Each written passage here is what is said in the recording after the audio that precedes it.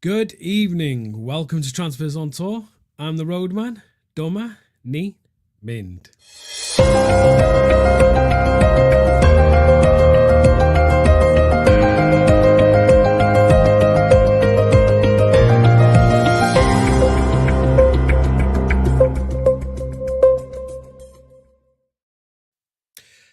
Good evening. Welcome to the second episode of Transfers on Tour. Unfortunately, this one's going to be a little bit different today because, again, Tottenham are currently sleeping, so there hasn't actually been much news. But we do have here we go. We do have a Dyma Mynd, finally. But it's probably not one that everyone expects. So, yeah, let's get into it. Let's see who's in the chat, and then we'll get to it. Big up Ray the Yid. Guardians of the Bomber time. Slight bomber. Big up Tweak, YouTube member, Andrew Gregory, Colin Cross, Noswaith, I can't say it. Sorry, Colin, I can't say that, mate. Big up Craig, Guardians of the Pomba founder, what a legend. Big up Fran, big up Chris, and Evening Tempest, evening. So right, let's get into the show. Again, this is going to be a quick one. There's pretty much only links today, so it's kind of a bit of a boring day. But we do start off with here we go. So let's get into it. Fabrizio Romano tweeted today that Tottenham future talent Luka Vušković is set to sign for Westerlo on loan from Hajduk Split. Understand Vušković is now in Belgium for medical test and a contract signing. Croatian centre-back will join on a season-long loan. Here we go, an exclusive story confirmed. So, yeah, I mean, we knew Luka weren't going to be coming to Tottenham this season.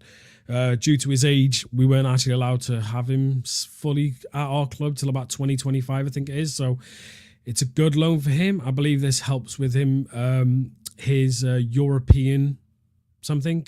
I don't fully know, but something to do with European games, something like that. Obviously, don't quote me on that. You can go check that out yourself, to be fair. But yeah, it just helps with him. But it's a good loan for him. And obviously, I want to keep a close eye on him because I do like Luka. He seems a really good, quality, talented player. And he seems to be doing very, very well. I mean, he scored quite a few goals. And again, I know everyone in the fan base seen that halfway line goal. We actually scored a second one this season, I believe he did. So, yeah. I'm looking forward to that one. Don't know what the chat thinks about this, but yeah, that's the here we go. Unfortunately, it's not the best one, but it's a here we go so far. But, you know, Tottenham is sleeping in, so it's not the best. So on to the next one. Apparently, according to Sports Pete O, Tottenham hijacked Aston Villa's move for Weston McKennie. Unfortunately, this is the problem with sources, and this is the problem with people just trying to throw out news just to get clicks, likes, and everything. Everyone knows that he's been going to Aston Villa. We're not going to try and steal him from Aston Villa. He's in a double deal for Douglas Luiz. So yeah, it's going to be pretty much hard to get this to get McKennie, and then pretty much straight after. And as you can see, we've got a new system. Thumbs down for news that is absolutely trash, and you know, basically, people who report it, that ain't exactly great. Straight away, Alistair Gold comes out that Tottenham have understood to have no interest in Weston McKennie. It's pointless. The person was obviously just putting that out there, knowing that it's not actually anything good and just trying to get clicks and likes. And this is the problem with transfer window. We're going to get linked with everyone, and we will. And unfortunately, that's the way it's going to be. But yeah, I don't want McKennie. I don't think he'll be good enough. There's no point getting rid of a Højbjerg to bring a McKennie in. Even there's, you know, what we can do, get rid of Lo Celso. Is McKennie any better than these type players? Not a chance. So unfortunately, yeah, it's a non-story and it's just boring. And just to bring this up quickly, Vušković going to need 9 more points to get English work permit, so he may get Belgian passport. Oh, right, there we go. So that's what I was obviously alluding to before. I actually didn't realise that fully, but I knew there was something to do with why he's going on loan again to a European country. But I appreciate that, Christopher. Appreciate that. Please smash the likes. I appreciate that, James. Yep, thank you. They can have him, yes. And Evening Stewart. So on to the next bit. Manchester United have made contact with representatives of Lille's Jonathan David over the potential transfer, but face stiff competition from Tottenham, Villa and West Ham. Again, rubbish news story. It's just, these are just adding teams in just for the sake of getting a click from these type of teams. United are going for Xerxes. I don't even see any major links with Jonathan David in United, and there's been no links between Tottenham and Jonathan David, like actual decent links. So unfortunately, this is what happens when it comes to transfers. We have this situation where news people, media, just want to add on into it because the Spurs fan base gets absolutely hysterical when it comes to the transfer window because we're all waiting for transfers. It's been a week. 1 week today, the transfer window opened. I did the first show. I had nothing to talk about. A week later, I've got links to talk about. And that's why the title is Links, Links, Links. Because, unfortunately, we are currently sleeping. And I believe Lange is having a really, really good holiday. But yeah, reports like this are rubbish. Rubbish, rubbish, rubbish. Apparently, there are no clubs are understood to have a definitive move for Emerson Royale despite interest. Now, a post came out today. Ray's alluded it into the chat. If anyone wanted to check out Ray's comment with Emerson is in trouble. There's some reports that Emerson Royale has done something dodgy. Don't know what it's fully towards. I did read the article, and at the bottom of it, Emerson Royale's basically lawyers and everything stated that the matter has been dealt with, but this person is just trying to basically damage Emerson's name. But the issue has been done, over with, and that's it. So, yeah. But currently, no clubs are actually fully interested in Royale. There's been no one coming in, making bids or anything. But Brazilian side Flamengo are interested in bringing Emerson back to his home country. Now, Emerson Royale did actually state that he would love to play for Flamengo again. Not again, sorry. Play for Flamengo at one point within his career. Now, obviously, Flamengo are a Brazilian side, I believe. And yeah, he did state in an interview that he would be interested in going to them and playing for Flamengo. So who knows? That could be something that develops over the window, because at the moment, there's actually been no concrete business or anything concrete linking any of our players out of the club. I mean, even Højbjerg, you know, that was a big one, that AC Milan, people like that are all interested. Nothing's happened. There is literally nothing happening.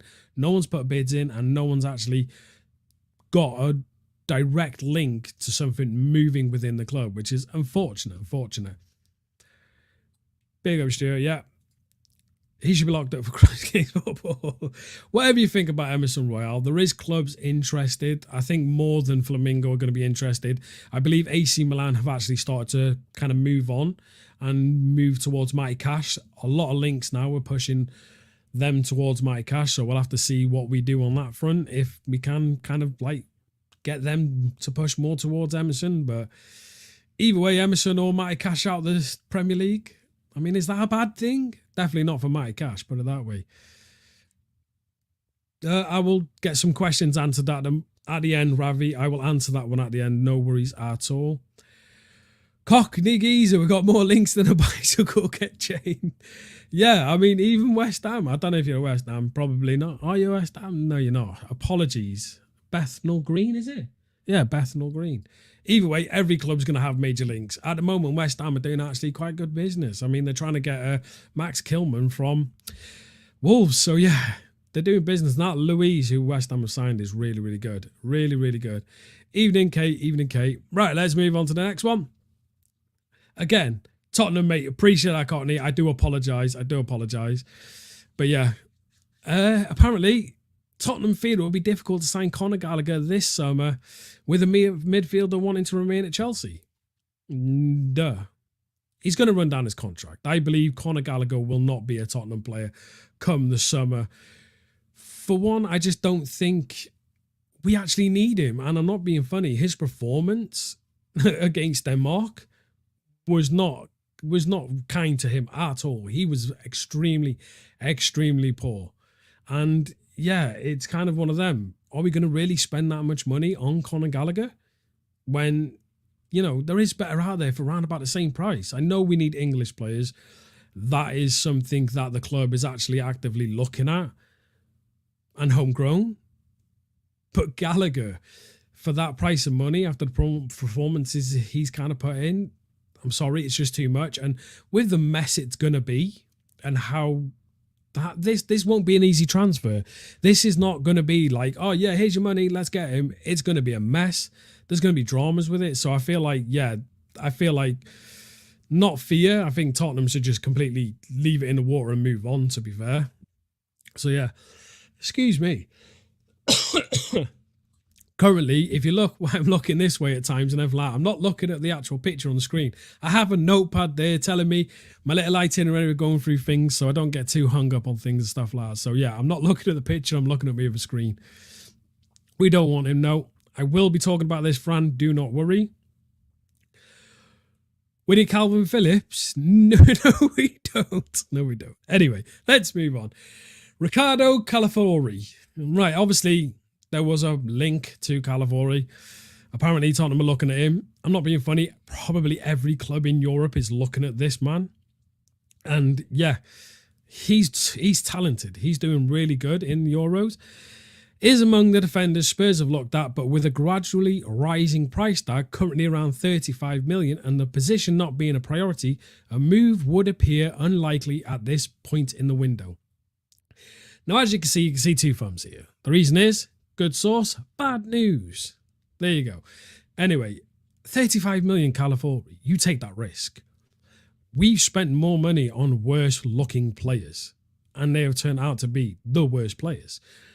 For me, you go and spend that 35 million. You take the risk on a player like that because he could become really good. He's very young, but he has shown himself. If you want to take a look at Gallagher's last game and you take a look at Calafori's last game, obviously they're different players, but what about how they play and what they did within their teams? Calafori looks amazing and he's doing very well. So yeah. But unfortunately with Tottenham, because it's not a priority position, we have zero interest in paying that sort of money for it. It's not good. It's not good with Tottenham. Obviously, we'll be fighting an abundance of clubs within Europe for this player. But why not? Why not try and go for it? Priority is not a priority, Levy. Exactly. Dideli was a joke. No, not going to. I reckon he's going to Juve. No way we get him, but a hell of a player. Exactly, yeah. I mean, Juventus are really, really trying to bring him to the club, but so are a lot of other big clubs within Europe. I mean, he looks a talent. So no wonder we are not looking likely to go for him. Anyway, next one. Atlanta's Edison is on Tottenham's list of targets along with Amadou Onana from Everton. Now, again, midfielders. Edison, I don't know too much about. Onana, obviously we've seen him at Everton a lot, and he could work within our midfield. And it's clear that we're looking for a player to replace Højbjerg maybe. These are the type of players that are probably fit in that position where you're a bit of a you're the dirty player. You're the one who's mucking up. You're the one who's defending. You're the one who's being more sitting back rather than attacking. As well as like Bissouma. I know Bissouma's meant to play that role, but he's not really fitted for it. So I think one of these two players could actually fit that role. And, you know, again, we're just sitting on links. There's no definitive movement within the club. And it's kind of worrying when we're a week in and there's actually been no definitive movements. The only hope I have is that Aston Villa, Lange did really well at hiding transfers coming in. I mean, Aston Villa would just spawn a transfer out of nowhere and magically they've signed a player. With us, we get link. We're noticing, we're talking, we're speaking, we're chatting, we're doing every bloody word you can think of in the dictionary to try and sign a player. And then we sign a player. The player, as I think it was, who was it? Emerson Royale, I think it was, or something like that, announced themselves that they've signed for Tottenham, and the club didn't even sign them. Didn't even announce that we signed them. We had the player announce that he's signing for the club. And this is what we do. We take forever doing things. So I'm hoping I've got some under the radar stuff going on and they just spawn out the blue. It doesn't take a rocket scientist. Of course not. No. It's going to be a tough one to get a top class defender to play second fiddle. Exactly. It really is. It really is. Unfortunately, that's what we've got a position in with Van der Ven and Romero. And Romero, by the way, is doing absolute bits. Unbelievable for Argentina at the moment. Incredible. So let's move on to the next one. Now, this one I kind of found funny. I know Spurs fans really, really like this player, and I know he would be fantastic if he came to the club. Tottenham are interested in Federico Chiesa. Now, thumbs down, source, poor.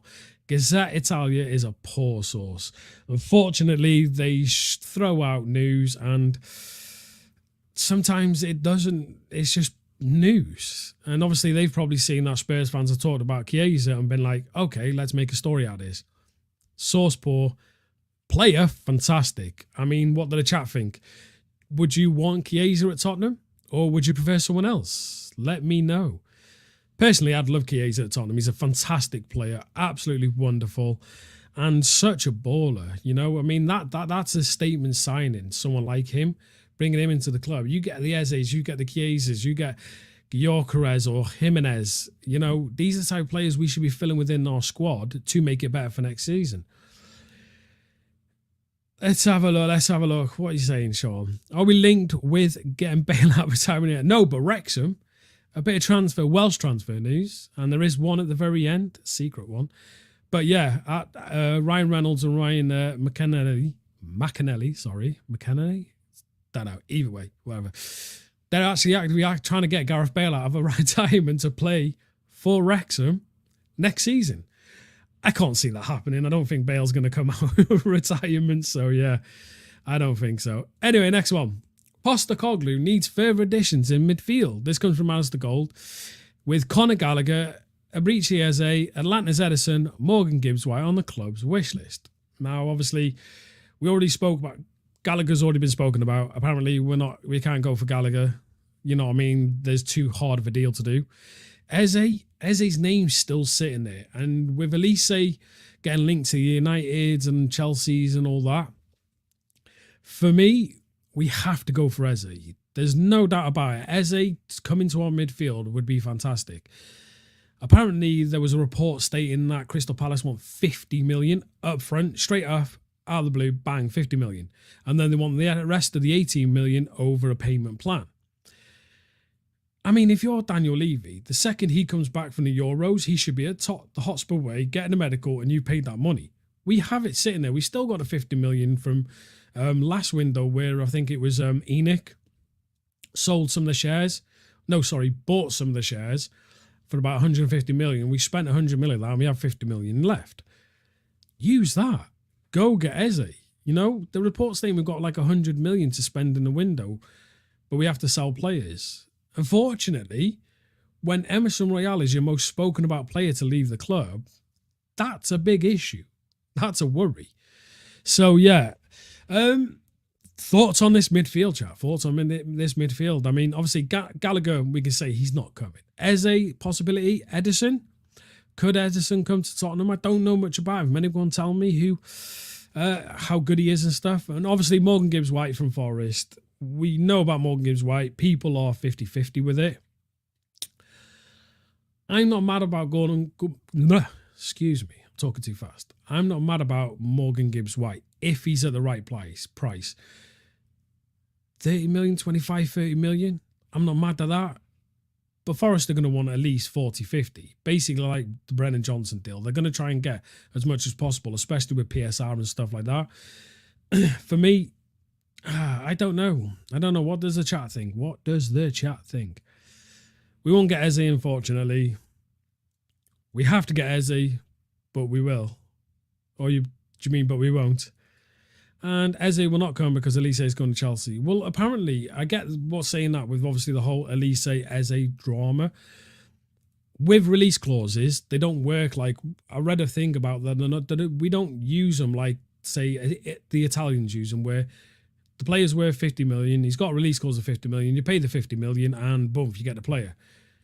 The way we do it, there's still negotiations. And unfortunately, with release clauses, if you go to pay the money, you have a little bit of negotiations and stuff like that. Now, I'm not being funny. The Elise one is not going to be 60 million up front. They're going to want a payment plan. Whatever team goes for Elise is a payment plan. Whereas the one that they're doing for Eze is they want 50 million up front. Also, they've offered Elise a new contract, which I think is obviously a way to just bump up the price. Give him a longer contract, which means he has to go for more money, which is on higher wages, which means he can demand higher wages at his next club. Yada, yada, yada, yada. My worry is that's what Palace are going to do with Eze. If we hang around too long, I hope we are there now, talking, trying to break this deal and get it done. Who knows? But at the moment, it seems like the club's asleep and they're off on holiday, catching the sun. So unfortunately, yeah, that's the one. It's not going to be doom and gloom as everyone thinks. No, I don't believe it is. I think we will do really good business within this summer. I just feel like we're kind of waiting. And I think a lot of the players we're interested in are in the Euros. So that for me is why we haven't actually done much business yet, is because the players that we are definitively interested in, and I'll come up with a post in a second as to why. But yeah. Anyway, let's move on to the next one. Again, another link to Nico Williams is of interest to Tottenham via Alistair Gold. Now, I think everyone knows about Nico Williams at the moment. I think probably half of Europe, if not more, is interested in Nico Williams. Not the Welsh one, which unfortunately I'm gutted about because I like that Nico Williams. But not at Tottenham, I just like him. But Nico Williams, yeah, again, there was reports stating that he's demanding a high wage. Now, obviously, he's going to be of an interest. We are looking for wingers. We're looking for attacking players. I don't know much about him. Obviously, I hope the chat does. But for me, I think he was the one that was demanding like 300,000 in wages. I'm sorry, Harry Kane wasn't even on that, and he was a 30 goal a year striker. You ain't getting that at Tottenham Hotspur. Maybe other clubs will be willing to give him that type of wages. I just don't feel like it should be done. 300 grand for a player that's having a good season or coming off a good season.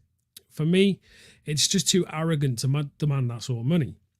So we'll have to see how this one goes and just have to see how it progresses throughout the window. But again, it's not really something that I feel that will actually progress. It's just an interest.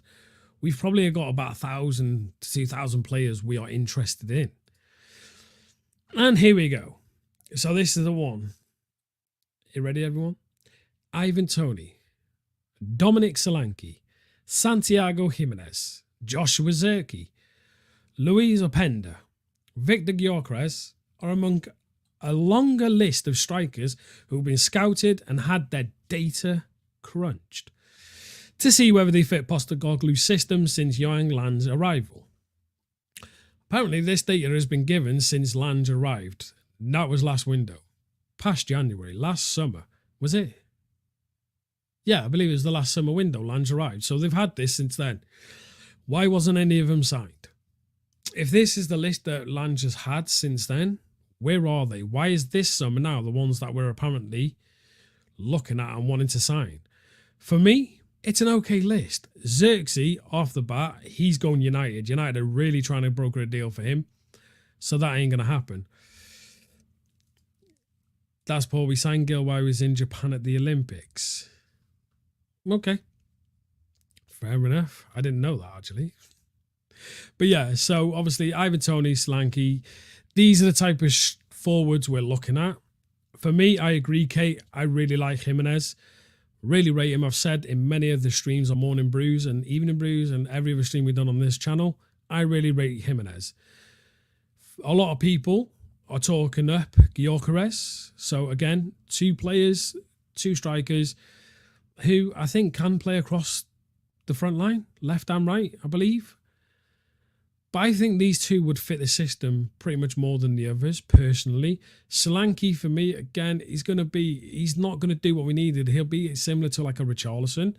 So I don't feel like that's the type of player we should be going for. Toney, I don't like his arrogance. I don't like the way he is. A lot of people don't care about that. Is he going to score the goals that we require? Possibly, yeah. But they're asking for a lot of money for a 29-year-old with a year left on his contract who's got really, really rubbish attitude. So, yeah, it's one of them. I don't know about Openda. I actually have no idea. Never checked up Openda, which I should have done. I apologise. But, yeah, what does the chat feel? How do you feel? Which out of these would you most want to come into the club? And who's most likely to come into the club? For me, I'm feeling like it's going to be either Toney or Solanke. They're most likely the ones to come into the club because of obviously the Prem experience.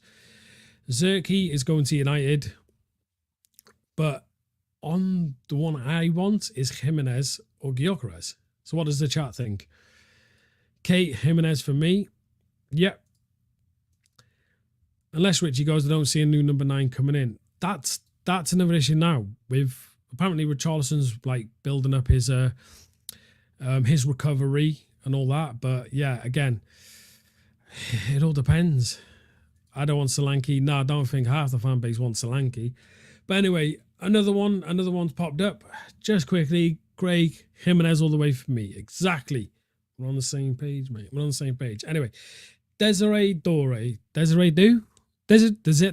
do? Sorry, I'm really terrible with foreign names. And I do apologise if I just butchered it and people come at me. But of Rene's is among the wingers Spurs have looked at. It's got to be Tony. He's cheaper than Solanke. Could be. It's one of them. We're going to have a look at that one. Solanke and Tony is 65 mil. Yep. But apparently Spurs have looked at, binoculars on, looked at, seen, I don't know, checked on YouTube to see if there's any compilations of him. A desire do of Rene's. I have no idea about this. I know he's got a twin brother, I think, or a brother who got the same similar name, stuff like that. And there was a report that we've looked at both of them. Again, this show, I'd love to do a transfer show when I'm saying we've signed this player, we've signed this. At the moment, it's just links. Due is up next. Yep. Apparently so. We're looking at one of them. So 2 wingers so far in Nico and obviously Desire. I don't know too much about it. And I hope the chat do and you understand why we're looking at this player. I've heard a lot of people rate him, but then there's also, again, a lot of clubs looking at him. From what I've seen from the post, there is a lot of clubs looking for him. So it's another one. Oh, Andrew, you've done it. The biggest question we have to ask. Is he better than Brian Hill, eh? Chat, let me know. Is he better than Brian Hill? Dave, how much is Jimenez? Unfortunately, I don't know. I would check up. I think it'd probably be around about 50, 60 million, maybe, I believe. For me, I don't know. I'll have to check up on that. On the next show, okay, I will get all that up and I will find as much as I possibly could about Jimenez and prices of these type of strikers. We'll do that on the next show because unfortunately I'm running out of time here. Not Jimenez for me, risky Dutch league. Yep. We still love Locatelli and Barella looks good. Yes. Right. On to the last one. Oh, 2-1 up. Nice. Well, anyway, guys, on to the last one. Now, this is one to watch. I hope you like the picture I made. This side. I made this all by myself with Photoshop and everything. I just threw this together quickly. You can laugh at it, guys. Feel free to laugh at it. But yeah, this is one to watch. And we had a little report come in to us. Now, obviously, this isn't widely known. And no one else has spoke about this. We're not saying this is true. We're not saying that we are some ITK or anything like that. We're not claiming to be anything. We just had this come in and we're just reporting on it before. Just want to watch throughout this window. And that is, unfortunately, it's a Welsh player, people. No, I didn't click it. Gutted. That would have worked perfectly. Jordan James from Birmingham City. He's a Welsh international, 19 years old. He's 6 foot odd. And he is a centre mid. He can play centre mid, DM, right mid, left wing, and attacking midfielder. I know what people are going to say. This is a Welsh person. He's bringing up this just to troll people. I'm not. This is an actual report that's come in. And yeah, this is a one to watch. We're not trying to claim anything. But through this window, keep an eye out on Jordan James. Just because apparently Tottenham are looking at him. Now, no one else has mentioned this. You will have no ITKs or anything like that. Because we've just been told this. So if it's true, we're the first to report it. If it's not true, it's just a random noise again. So yeah, keep your eyes out for that. But unfortunately, guys, my time is up. I do apologise. Next week, we'll talk a bit more on that, Jordan James. We'll talk. We'll find out the price tag of Jimenez. And hopefully, we actually get a here we go of someone coming to the club. So guys, I thank you for all coming. I hope you all like, subscribe, and after the stream's finished, please drop any comments, anything like on any players you want me to look up at, and anything like that. We'll have a little look. Cheers, Andrew. Cheers, Chris.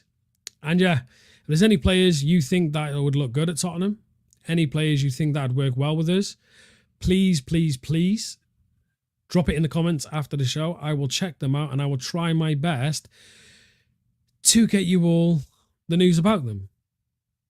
Thank you very much. Like, comment, and subscribe, and I'll catch you on the next one. Dyma ni Mynd.